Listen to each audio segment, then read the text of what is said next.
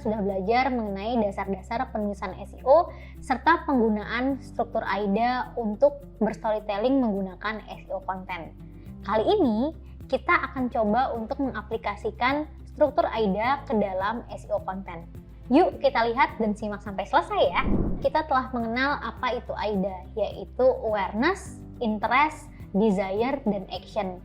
Selanjutnya mungkin teman-teman masih bertanya-tanya gimana sih caranya mengaplikasikan struktur AIDA ini ke dalam konten artikel. Yuk kita lihat satu persatu. Yang pertama yaitu attention. Bagaimana caranya untuk menarik perhatian audiens agar mau masuk ke dalam konten kita.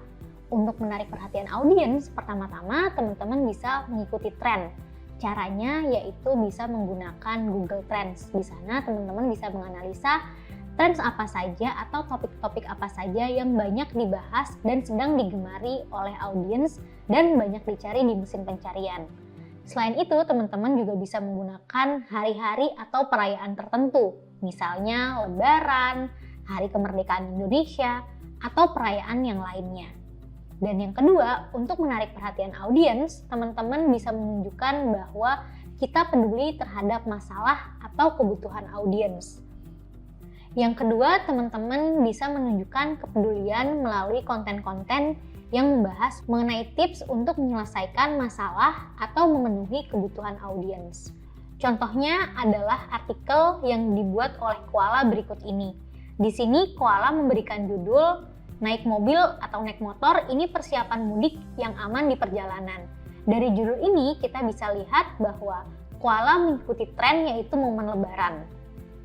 Dan yang kedua, dari judul ini juga menunjukkan kepedulian Koala terhadap permasalahan audiens, yaitu audiens yang ingin pergi mudik. Jadi dari artikel ini, Koala menunjukkan kepeduliannya bahwa untuk mudik, audiens perlu mengikuti tips-tips yang dianjurkan oleh Koala agar lebih aman saat di perjalanan. Jadi saat menulis artikel ini memang ditujukan untuk campaign yang berkaitan dengan momen Lebaran. Jadi di sini aku memilih topik untuk mengikuti tren tersebut, yaitu mengambil momen Lebaran. Dan untuk menunjukkan kepedulian, maka aku membuat artikel yang langsung berhubungan dengan masalah audiens, yaitu bagaimana audiens bisa selamat dan aman saat melakukan perjalanan mudik. Kemudian, untuk menarik perhatian audiens di tahap attention, kita juga bisa memunculkan empati pada tulisan, yaitu menggunakan daya tarik emosional untuk membuat konten lebih relevan dengan kondisi audiens. Saat aku menulis artikel ini, itu pada tahun 2021, di mana saat itu mudik kembali diperbolehkan setelah selama ini pandemi orang-orang dilarang untuk mudik. Kemudian aku menggunakan momen tersebut untuk menunjukkan empatiku kepada masalah audiens atau kebutuhan audiens. Karena saat itu pasti banyak sekali orang yang ingin mudik kan. Di sini aku mengambil momen tersebut agar lebih relevan terhadap kondisi audiensku. Untuk tahapan interest yang kedua ini, kita bisa menjabarkan kebutuhan audiens. Jadi kita bisa membuat konten yang lebih spesifik dan relevan sesuai dengan kebutuhan audiens. Untuk melakukan tahap ini, kita bisa melihat aktivitas terakhir audiens di aplikasi atau dari targeting di Facebook dan IG Ads. Selain itu, kita juga bisa melakukan riset kata kunci. Contohnya di artikel yang aku tulis untuk Koala berikut ini. Jadi, aku memaparkan kebutuhan audiens di paragraf pembuka.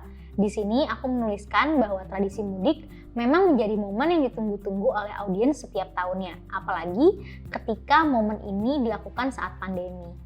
Berikutnya, untuk menarik interest audiens, kita juga bisa menjelaskan manfaat konten.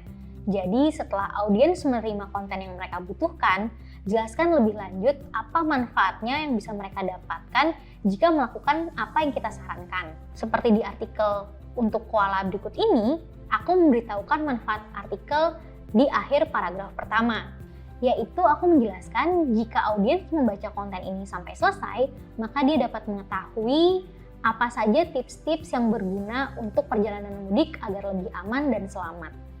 Yang ketiga adalah tahap desire. Untuk menarik perhatian audiens di tahap ini, kita bisa menjelaskan apa yang bisa mereka dapatkan dari konten kita. Bantu audiens untuk bisa memvisualisasikan cara produk atau layanan kita dapat membantu kehidupan mereka dan memecahkan masalah mereka. Contohnya, di artikel yang aku buat untuk Koala berikut ini, di bagian isi artikel, aku menunjukkan urgensi kepada audiens mengapa harus memiliki produk asuransi sebelum mudik. Selain itu, untuk tahap desire, kita juga bisa menggunakan strategi FOMO atau Fear of Missing Out. Jadi, gunakan daya tarik rasa takut untuk menunjukkan kepada audiens urgensi atau tenggat waktu tertentu. Contohnya, di artikel Koala berikut ini, aku memberitahukan audiens apa saja manfaat asuransi yang bisa didapatkan ketika mereka memiliki asuransi sebelum mudik. Yang keempat yaitu action.